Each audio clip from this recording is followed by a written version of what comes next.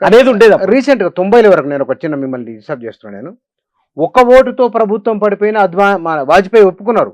అవును, ఆయన మళ్ళీ ఎంపీలను కొనాలనుకోలే, కొనాలనుకోలే. చేర్చుకోవాలి కూడా అనుకోలే. ఆయన వాజ్పేయి ప్రభుత్వం పడిపోని అని అన్నాడు. అంతే నైతికత కట్టుబడి ఉన్నాడు ఆయన. నైతికతకు కట్టుబడి ఉన్నాడు. వాజ్పేయి. వాజ్పేయి బీజేపీలోనే ప్రధానమంత్రి అయినటువంటి వ్యక్తి, 13 రోజుల ప్రధానమంత్రి అయ్యిండు, 13 నెలల ప్రధానమంత్రి అయినటువంటి వ్యక్తి. కొన్ని విలువలు, మొరాలిటీస్, దేశం యొక్క రాజ్యాంగ స్ఫూర్తి, దేశ సమైక్యత, దేశంలో ఉన్న విభిన్న వైవిధ్యాల యొక్క అంశాలు లోతుగా అధ్యయనం చేసినటువంటి వ్యక్తి వాజ్పేయి. కానీ ఇప్పుడు ఏంటంటే ఏ రాష్ట్రంలో ఏ ప్రభుత్వాన్ని కూల్చాలి, ఏ రాష్ట్రంలో ముక్కలు చేయాలి, ఎంతమంది ఎంపీలని ఎన్ని వేల కోట్లు పెట్టి కొనాలి అనేటువంటి దురదృష్టి ఇప్పుడు వచ్చింది. అప్పుడు విలువలు, నైతిక విలువలు, అప్పుడు ప్రభుత్వ సంపదను ప్రజలకు ఎట్ట చేర్చాలనేటువంటి ఆలోచన, ఇప్పుడు ప్రజల సంపదను ఎలా కొల్లగొట్టాలనేటువంటి ఆలోచన. అప్పుడు కమ్యూనిస్టులు బలంగా ఉండటం వల్ల దేశంలో ఒక నైతిక విలువల ప్రభంజనం కొనసాగింది. సుందరయ్య లాంటి వాళ్ళు, చంద్ర పుల్లారెడ్డి, చంద్ర రాజేశ్వరరావు లాంటి వాళ్ళు, చాలామంది గొప్ప త్యాగదనులు. రాజకీయాలంటే ప్రజలకు సేవ చేయటం, ఉన్న ఆస్తులు ప్రజలకు పంచిపెట్టేటువంటి పని అప్పుడు జరిగింది. ఇప్పుడు ఏమిటి అని చెప్పేసి అంటే ప్రజల ఆస్తులు ఎట్ట కొల్లగొట్టాలనేటువంటి ఆలోచనలు ఇప్పుడు వచ్చినటువంటి నేపథ్యం ఉంది. అయితే అంబేద్కర్ పేరును వాళ్ళు ఇప్పుడు మీరు చెప్పారు కదా, రిజర్వేషన్ హటావో, అందువల్ల ఆర్థిక అసమానతలు తొలగిపోతాయి, 10 ఏళ్ల కాలంలోనే తొలగిపోతాయి అనేటువంటి ఒక అంచనాతో ఉన్నాడు అంబేద్కర్. 10 ఏళ్ళు కాదు కదా, ఇప్పుడు ఎన్నేళ్ళైనా ఇప్పుడు ఆర్థిక అసమానతలు ఏమిటి, ఇప్పుడు ఏమిటి, ఆయన అంచనాకి ఇప్పటికి మధ్యలో ఉన్నటువంటి డిఫరెన్స్ ఏంది, అంత స్పష్టంగా ఈ పాలకులు అమలు చేస్తారని చెప్పి ఊహించిండు ఆయన. ఆయన ఊహ, దాని అర్థం ఏమిటి, అసమానతలు పోవాలి, కుల వివక్ష, అంటరానితనం పోవాలి, ఆర్థిక అంతరాలు పోవాలి, సామాజిక అంతరాలు పోవాలి, రాజకీయాల్లో చట్టసభల్లో జోక్యం చేసుకొని చట్టసభల్లో తమ వైఖరి వాణి బాణి వినిపించే అవకాశం రావడం కోసం రిజర్వేషన్లు ఉండాలన్నారు. మీరు గుర్తుపెట్టుకో, రిజర్వేషన్ కావాలా 70% పీపుల్ ఉంది. మొత్తం ఉద్యోగులు అంత కలపండి, రిజర్వేషన్ పొందిన వాళ్ళ సంఖ్య లెక్క తీయండి, 30% కూడా ఉంటారు. 70% మంది రైతులు, వ్యవసాయ కూలీలు, కార్మికులు, వాళ్ళందరికీ ఏ రిజర్వేషన్ ఉంటుంది? మొత్తం వ్యవసాయ కూలీల్లో 100కి ఎంతమంది శాతం ఉంటారు? ఇంట్లో ఒక 4 ఉంటే ఒకరు చదువుకుని ఉంటారు దళితుల్లో. వాళ్ళు 15% మంది, వాళ్ళ ఎంతమంది, దేశంలో 22 కోట్ల మంది ఉన్నారు దళితులు. దళితుల యొక్క పర్సంటేజ్ రీత్యా చూస్తే మీరు లెక్కలు తీయండి, 15%. ఇంకా 5-6% మంది ప్రజలకు ఏమీ ఉండదు. ఈ 15%లో కూడా ఎవరు పొందుతారు? ఒక ఇంట్లో ఉంటే 4 ఉంటే 3కి అందనట్టే కదా, ఒక్కరికి అందినట్టే కదా, ఆ 3 తరపున ఒకరికి వచ్చినట్టు. అట్లనే ఈడబ్ల్యూఎస్ రిజర్వేషన్ అట్లా ఉండదు. 10 మంది ఉంటే 10% రిజర్వేషన్ వచ్చింది. మొత్తం జనాభాకు తగినంతగా వాళ్ళకు ఉన్నటువంటి పరిస్థితి ఉంది. అందుకని ఇవాళ అసమానతలు తొలగిపోవటానికి కులం ఉంది కాబట్టి, అందుకని కులాన్ని రద్దు చేయండి. హిందూ ధర్మం అంతా ఒకే ధర్మంగా ఉండాలి అంటే, హిందువులందరూ బంధువులుగా ఉండాలంటే, ఆర్ఎస్ఎస్కు బీజేపీకి తెలియజేసేది ఏమిటంటే, మన మతం అని ఇప్పుడు ఉదాహరణకి మన దేశంలో హిందూ మతం పుట్టింది, బౌద్ధం పుట్టింది. బౌద్ధం ఇతర దేశాలకి, టిబెట్కు పోయింది, చైనాకు పోయింది, నేపాల్కు పోయింది, జాపాన్కు పోయింది, అనేక పోయింది కదా, అనేక దేశాలకి. ఇండియాలో మాత్రం లేదు. ఇండియాలో మాత్రం దాన్ని మింగేసింది ఇది. కానీ ఇది బయటికి పోలేకపోతుంది. ఎందుకు పోలేకపోతుంది? ఇంకా ఎవరిని ఉన్న వాళ్ళని పోగొట్టుకుంటుంది. మత మార్పిడి చేసిన బిడ్డ నేను చంపేస్తా అని చెప్పేసి భయపెట్టిస్తుంది తప్ప పక్క మతంలో నుండి పట్టుకొచ్చే పని చేయట్లేదు. ఈ అసలు దీంట్లో క్లారిటీ ఉంటే, దీంట్లో అసమానతలు లేకుంటుంటే, దీంట్లో ఏది లేకుంటుండే, ఇండియాలో ముస్లింలు కానీ ఇండియాలో క్రైస్తవులే ఉండేటువంటి వాళ్ళు కాదు. నువ్వు కరెక్ట్ ఉంటే, నువ్వు మనిషిని, సాటి మనిషిని మనిషిగా చూడగలిగేటువంటి వైఖరి దీంట్లో ఉంటే ఆ ప్రాబ్లమే ఉండేది కాదు. కీలకమైన అంశం ఏంటంటే, అంబేద్కర్ వాళ్ళు ఫోటో పెట్టుకోవడానికి అవకాశం, అర్హత లేదు. మీరు సాహు మహారాజును తీసుకోండి, జ్యోతిబా పూలే అయితే హంటర్ కమిషన్ ముందు రిజర్వేషన్స్ ప్రాసెస్ గురించి మాట్లాడుతూ ఏం చెప్పింది తెలుసా? భారతీయ సమాజం అనేటువంటిది ఒక పెక్యులర్ సొసైటీ. ఒక రకంగా చెప్పాలంటే ఇలాంటి సొసైటీ నీకు ఎక్కడ కనిపించదు. వాళ్ళ ముందు చెప్తాడు ఆయన. అసలు ఆ రోజుల్లో ఆయన ఎట్లా చేయగలిగిండు ఆయన? ఆ రోజు అధ్యయనం చేసి చెప్పినటువంటి మాట, ఇది ఒక పెక్యులర్ సొసైటీ అని. అందుకని చదువు నిరాకరించబడ్డది, వాళ్ళే చదువు చెప్పారు కాబట్టి, వాళ్ళ కుటుంబం సావిత్రిబాయి పూలేని పెట్టి చదువు నేర్పించారు కాబట్టి ఇది పెక్యులర్ సొసైటీ.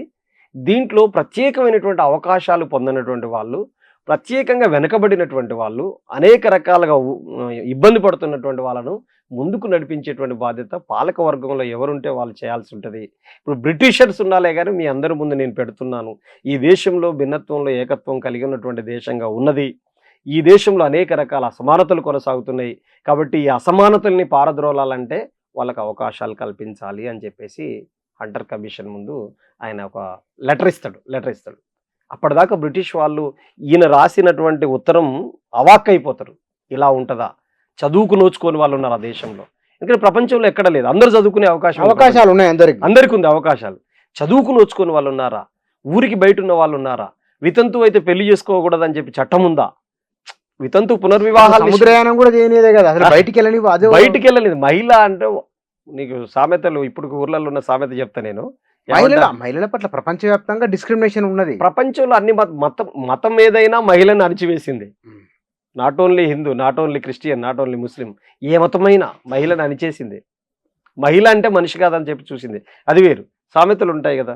మహిళ గురించి ఆయన పూలే చాలా స్పష్టంగా చెప్పిన మాట ఏమిటంటే, ఈ సామెతలోకి వస్తే సామెత ఏమని ఉంటుందంటే, ఇగో ఆడది తిరిగితే చెడిపోతుంది, మగోడు తిరక్కపోతే చెడిపోతాడు. అదో తలతిక్కమైన అంశం. తర్వాత రెండో మాట ఏమిటి, పిల్లగాడు ఇంట్లోకి వెళ్ళి బయటికి వెళ్ళకపోతే, ఆడపిల్ల గీడి దాకా పోయేస్తా నాన్న అంటే ఏమంటాడు, ఆడపిల్ల అడిగిపోతావు రోడ్ల మీదకి, వదిలే తమ్ముడిచ్చి పంపిస్తా పట్ట అని చెప్పి అని అంటారు. మగపిల్లగాడు ఇంట్లోకి వెళ్ళి బయటకు పోతే, ఏందిరా ఊరికే ఇంట్లో ఆడిది కూర్చున్నట్టే కూర్చున్నావు అని అంటాడు. అంటే మొగోడు తిరగాలి, ఆడిది తిరిగితే చెడిపోతుందట, మొగోడు తిరక్కపోతే చెడిపోతాడు అని చెప్పేటువంటి సామెతలు ఎక్కడి నుంచి వచ్చినాయి? హరికథలు, తోలు బొమ్మలాట్లు ఇవన్నీ ఆడిన ఫలితంగా వచ్చినటువంటివి కాదా? అందుకని ప్రపంచంలో ఎక్కడైనా లేకని ఈ అసమానతలు కొనసాగుతున్నాయి.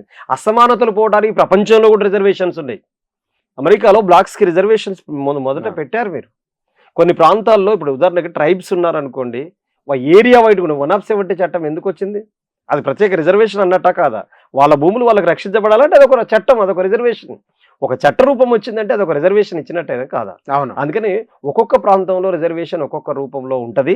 రిజర్వేషన్స్ రద్దు చేయాలనేటువంటి ఆందోళన ఎవరికి ఉపయోగపడేటువంటి ఆందోళన అనేటువంటిది మనం రిజర్వేషన్ రద్దు చేయమనే ఆందోళనతో పాటుగా కులాన్ని రద్దు చేయండి అని దాని కౌంటర్ ఇంకొక ఆందోళన వచ్చింది. కులాన్ని రద్దు చేయడం, మరి ఆ తర్వాత మరి మిగతా వాళ్ళ పరిస్థితి రిజర్వేషన్ అందుకోలేని వెనుకబడిన వాళ్ళు, అదో కొత్త సమస్య కదా. మరి బీజేపీ ఎప్పుడు ఏ స్లోగన్ తీసుకున్నా తను తవ్వుకున్న గోతిలో తను పడుతుంది. బీజేపీ ఏమంటదంటే, ఒకే దేశం ఉండాలి, ఒకే పన్ను ఉండాలి, ఒకే భాష ఉండాలి, ఒకే సంస్కృతి ఉండాలని ఉంటుంది కదా.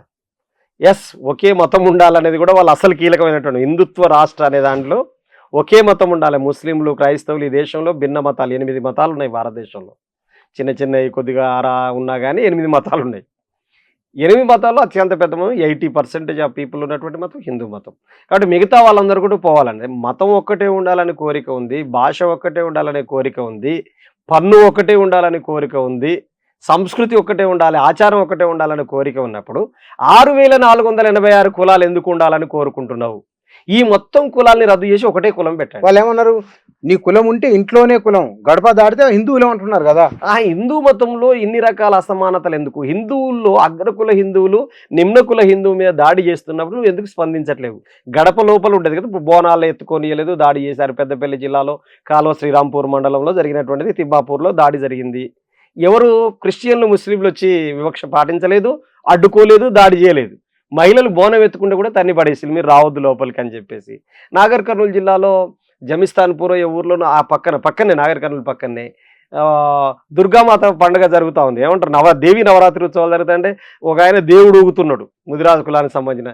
నువ్వు మాలోడివి, నువ్వు గుడిలోకి రావద్దు, దేవుడు ఇట చెప్పిండు అనుకుంటా ఊగుతూ ఉన్నటువంటి పరిస్థితి ఉంది. ఆ తర్వాత ఇప్పుడు కరీంనగర్ జిల్లాలో మొన్ననే జరిగినటువంటిది, గుడిలోకి రానియలేదు, కొట్టి చంపారు, కొట్టి ఎల్లగొట్టారు. మరి ఇదంతా ఎవరు చేస్తున్నారు చెప్పండి? దళితుల మీద ఇప్పుడు నువ్వు ఘటనలు జరుగుతుంటే 1,20,000 సంఘటనలు జరిగినాయి ఒక ఏడాదికి. ఎన్సీఆర్బీ రిపోర్ట్ 1,26,000 1,20,000 పైచిలకు